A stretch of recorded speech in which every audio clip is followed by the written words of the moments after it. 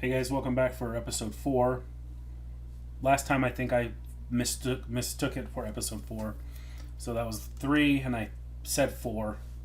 But this should be episode 4. This is Speed Mix with a Newb. I'm Isaac. And today was my 22nd workout. And I think I'm going on something like 10 days in a row now. Turns out I'm not going to make my 30 days. I miscounted somewhere early on, and I will get to 29 workouts at the cutoff. I think my mistake was thinking that the final day of the challenge, the weigh-in day, counted as a day, but it doesn't. It's 43 days long. You have 42 days to get 30 workouts in. So I'm basically going to fail out. The only thing this changes is that my deposit, which was $500, $495, I think, $495 is forfeit, and I believe they let you roll it into a membership, but now I have to start paying every month.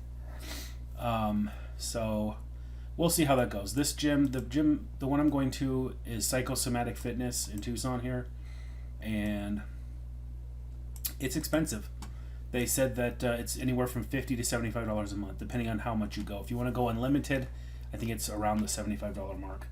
Very pricey for a gym, so there's a chance that come Sunday I'll weigh in, I'll hit my 20-pound mark, and a week from tomorrow, I'll hit my 20-pound mark and I'll just leave. I'll tell them I'm sorry, I can't afford it right now. Anyway, a little bit about what's going on with me. So today what I did, I started to work on this without recording, and I realized that if I get too far ahead of mixing without demonstrating, then when I come back to my episodes, I lose continuity. So what I had done, I started experimenting with a snare, and I had these kind of pre-filled ones just to kind of get something going, but they don't really fit in the mix. Let's give it a listen. Let's listen to all the drums together.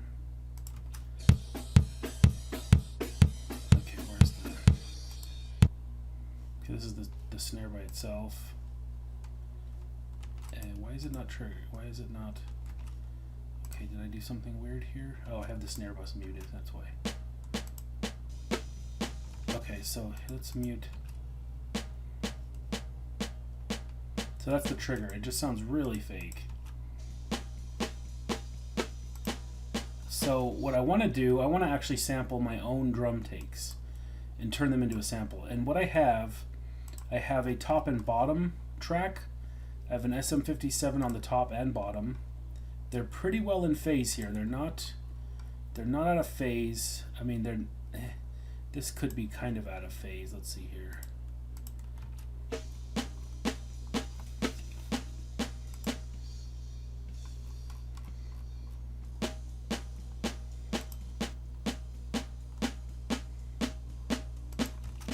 I'm pretty sure they're okay. At a certain point in the recording process, I was flipping the phase in Reaper before I hit record, so I think these are okay. They look okay. I still don't really know what I'm doing as far as phase goes. I mean, they might be a little bit out of phase. Anyway, what you can do is you can actually come in and find one of the best samples, one of the cleanest. Let's see here. I'm going to hit this on record and repeat. That one sounds okay. This one may be too hard. I can't remember which one I took now. Maybe it was this one.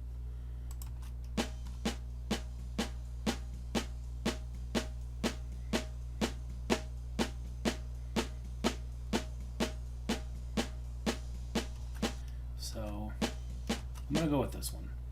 So this is my method. I select just the part I want. I don't want to get too much bleed.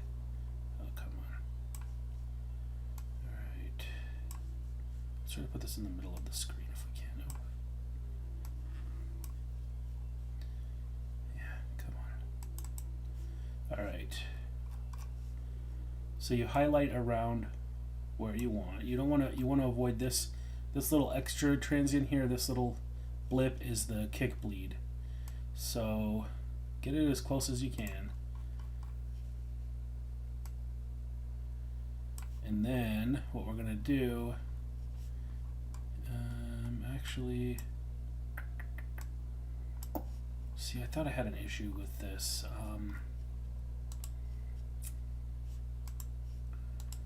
Render. Okay, let me see here.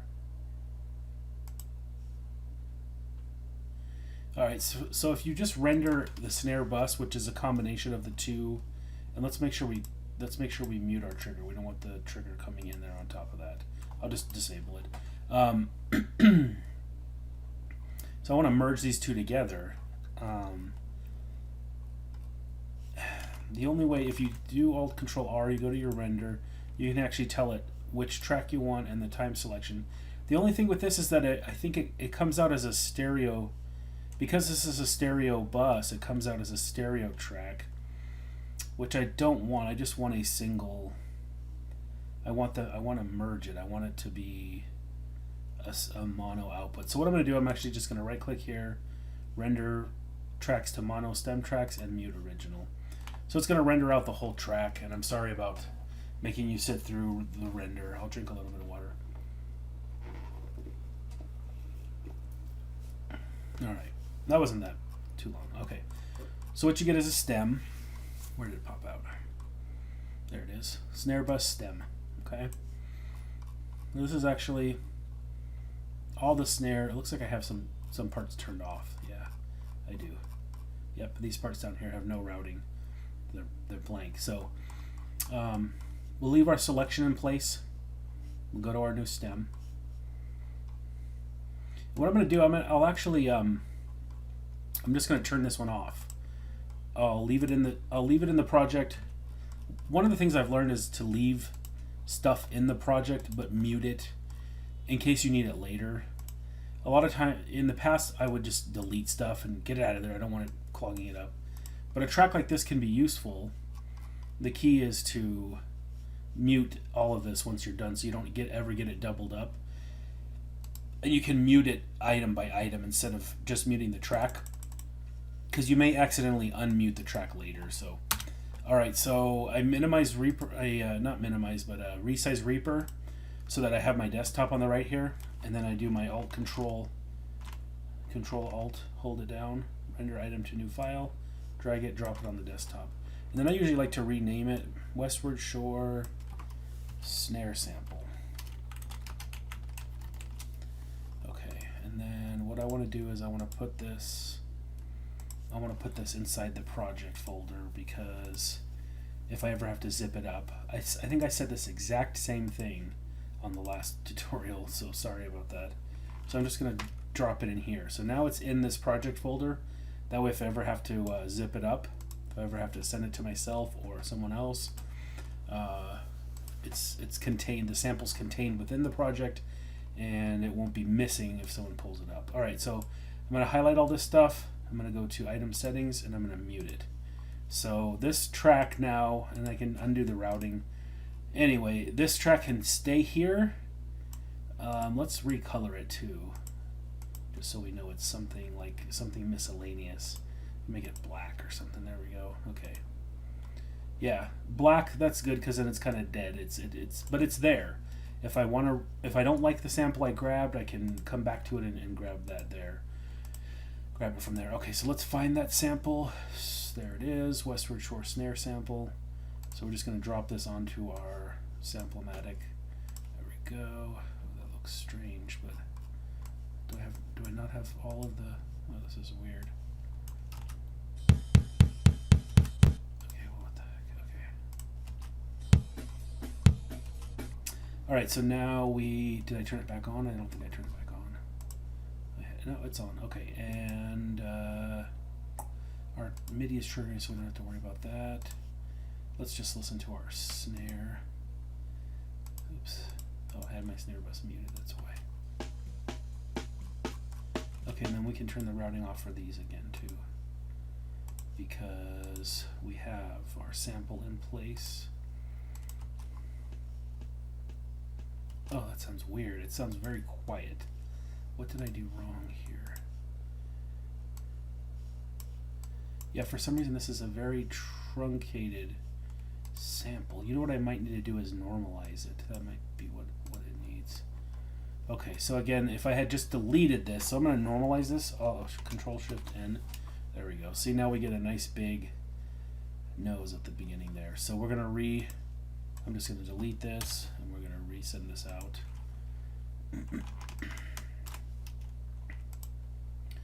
So we'll just call it, we'll name it the same thing, and then we'll replace the file that's in there. Snare sample. All right. So I guess that was a pretty good example of why you would ever want to leave an item in. Replace. Okay, why you would want to leave an item in a project and leave it muted instead of, ooh, it was muted. Shoot. Did it even make a sample? I wonder about this. Well, let's find out. Wow, that's funny. Okay. Newb mistake. If you create a sample out of a, look at my automation floating around there. Let's turn it off for now. Oh, that one can stay on. Okay, and let's find out. Is there nothing there? Yeah, I don't think there's anything there. Oh man. Oh, funny. Okay, we're gonna unmute it. I'm gonna try that again.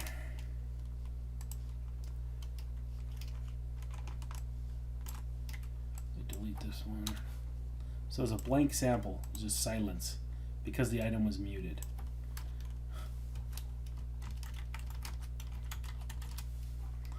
Okay. I could just have the folder open and do it this way, but it seems like desktop is easier. Okay. Oops. Yep. Now let's not forget to remute it, because if we don't, then it'll pop up during the song. There'll be that double snare right there. All right, where are you?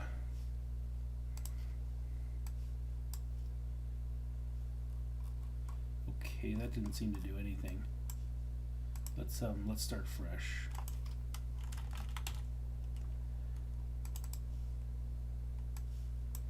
Okay, there we go. See how good it looks now?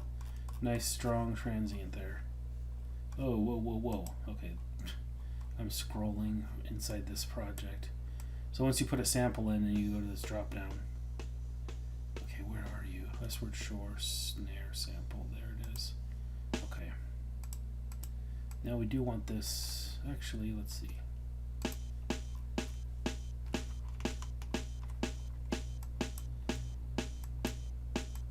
Okay, so that sounds to me a lot more natural than the one I had.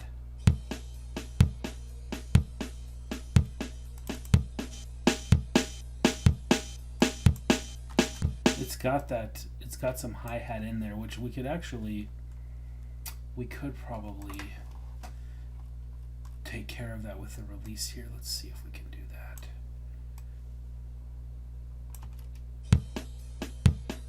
Yeah. I mean, it's okay because there is hi-hat there.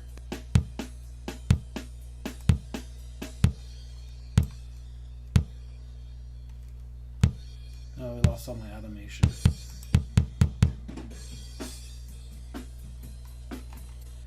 Okay, the next thing we need to do, so I think I'm happy with that. It sounds good, it sounds clean, consistent, but it's natural. It fits in the sound of the song because it came from the song. But it's not wildly different each time, and I can now manipulate it if I want to change the attack and release and all that stuff. So the thing that I do want to mess with, this kick sounds odd to me still. Let's see here.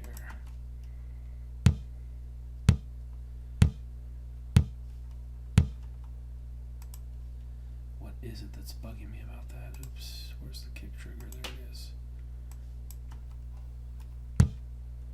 It might be this automation is messing with it. I'm not sure. Turn it off for now.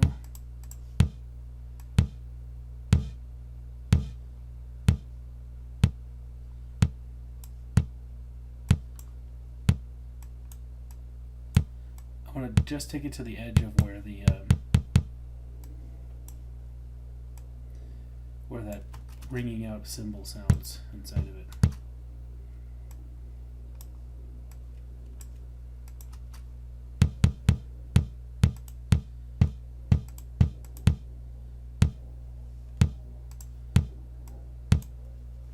You know what's weird too? I think something happens. There's got to be some latency or some kind of delay where. Let me compare here. If you look at. So here's your kick bus. So this is the overlapping waves of everything that's feeding into it. And you can see these are. That's not. That's. To me, that does look like some phase, but that's not.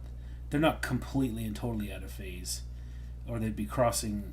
I mean, that could be phase. God, I don't even know. Okay, but what I do see here is the MIDI. See how the MIDI starts before the actual note? So what I want to do is shift these and try to get it more lined up. So we're going to go there and we're going to drag these just like that. So that might actually help the timing of the song and make it sound a little cleaner. Yeah. There we go. Okay, so just changing getting rid of the automation on that kick, and I think maybe it has too much snap.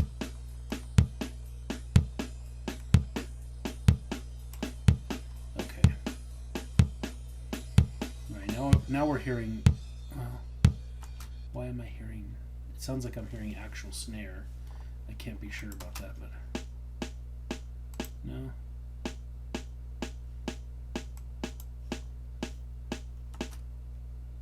Let's turn the verb back on. Too much verb.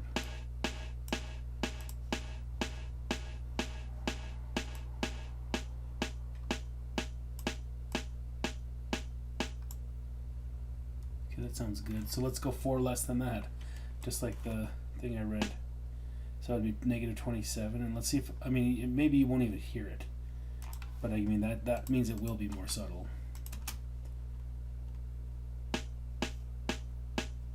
Yeah, that sounds fine. Why am I just yell? Because I have snare solo. Okay.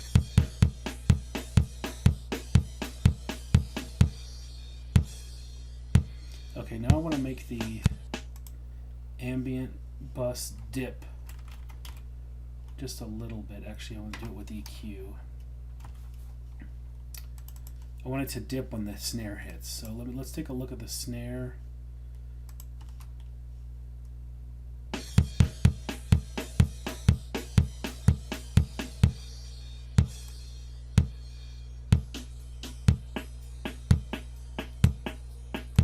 This just gives you an idea of where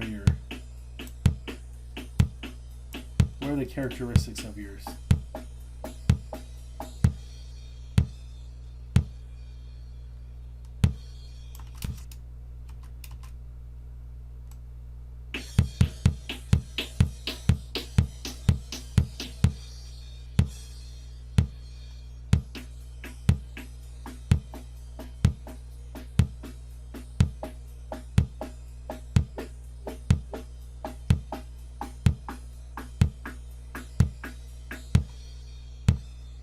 Trying to pay attention to where the frequency, to me right there. So let's say 4200.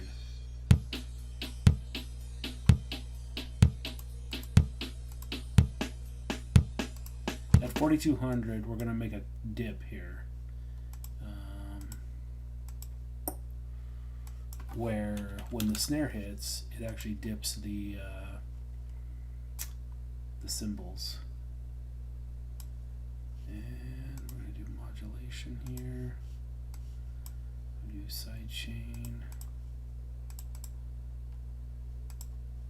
We don't have any yet, so let's go from the snare bus to the ambient bus.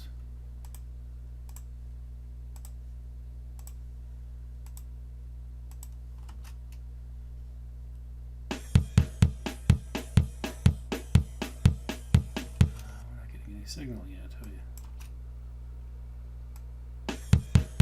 Okay.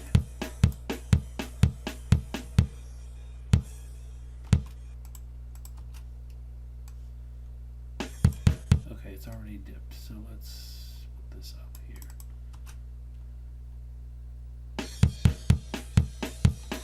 Okay, strength. Okay, that's weird. It's not dipping.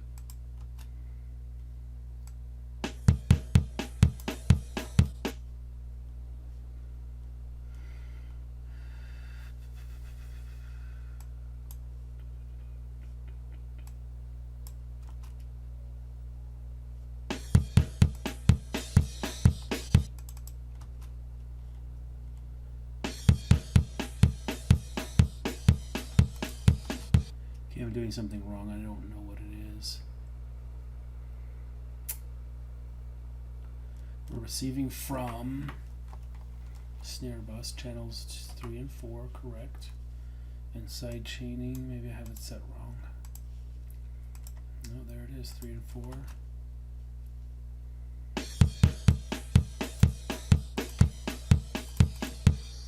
It's not changing anything. Okay, that works.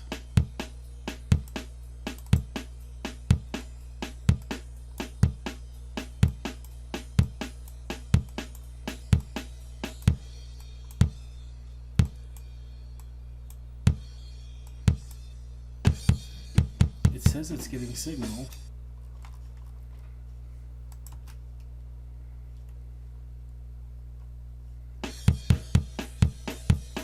There it goes. Okay. That's so weird. For a while it wasn't. Sometimes it doesn't respond. Okay, there it goes. Let's listen to this by itself. Let's make a longer release.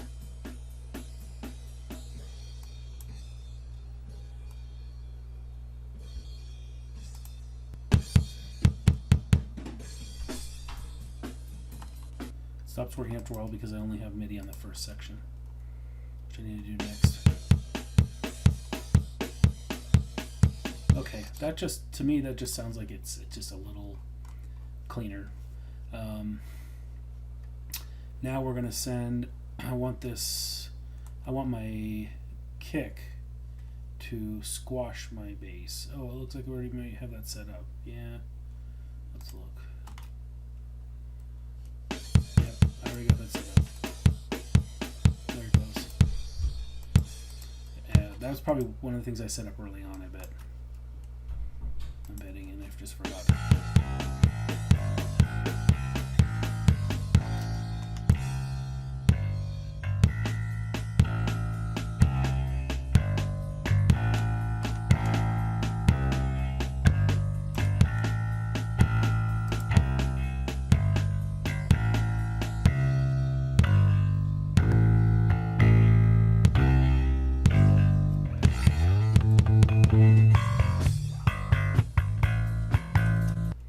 Alright, it's starting to come together.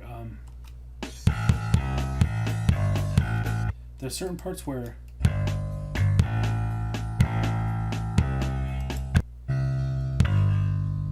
right here it doesn't seem like there's enough cymbal sound.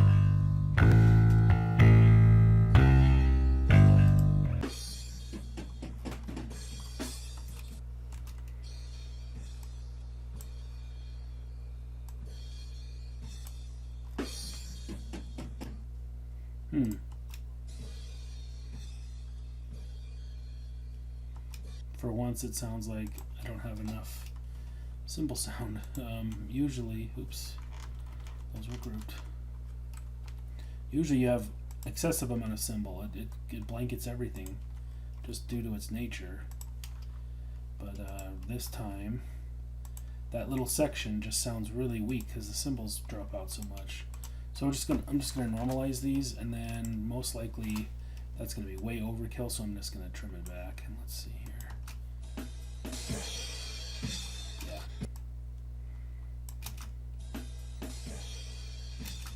And we need some crossfade going on here. Oops. How do we? Okay.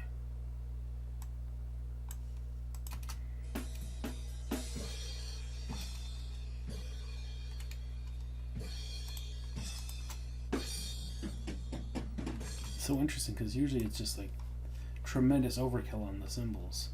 Oh, are these? Oh, maybe it's panning that's giving me that.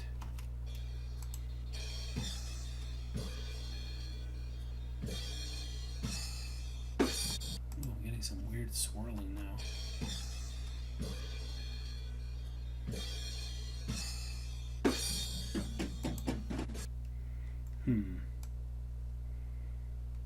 Let's put these back. I'm not going to pan that far out though. Let's do 75.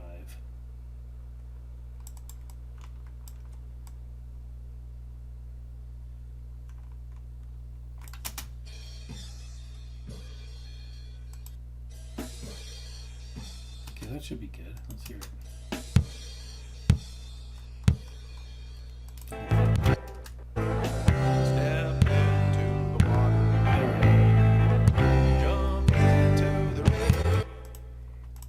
Just a tiny bit more.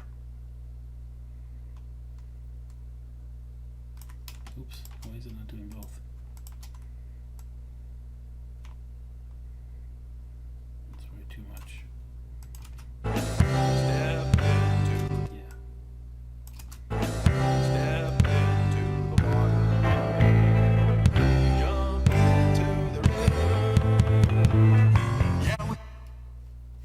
All right.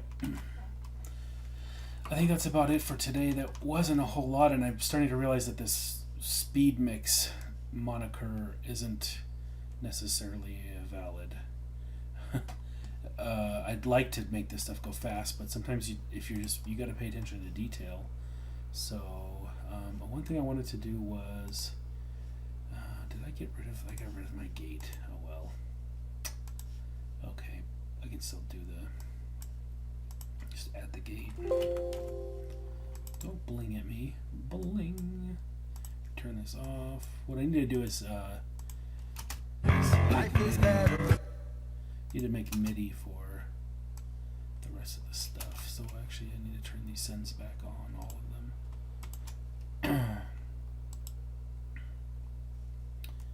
And we're going to snare bus. Oh, no. Shoot. Kick bus. Where are you, kick bus? There you are. Okay. Oops, no. I need to send them to kick trigger. What am I doing?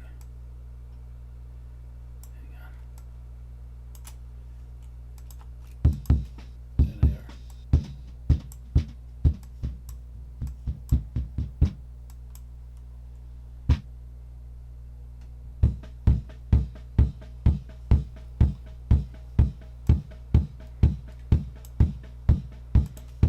Compared to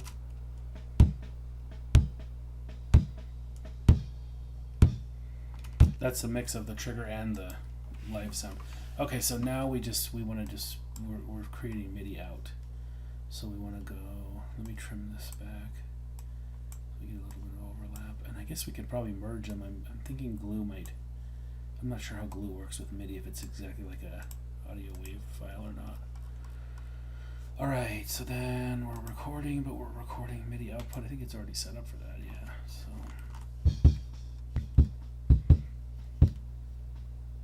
there it goes. Alright.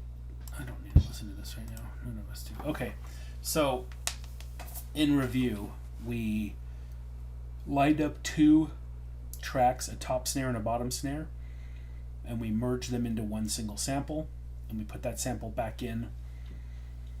So we've essentially sampled ourselves. We've sampled the kit that we used to record it. So we're not using pro samples. We're trying to keep the artificializing to a minimum.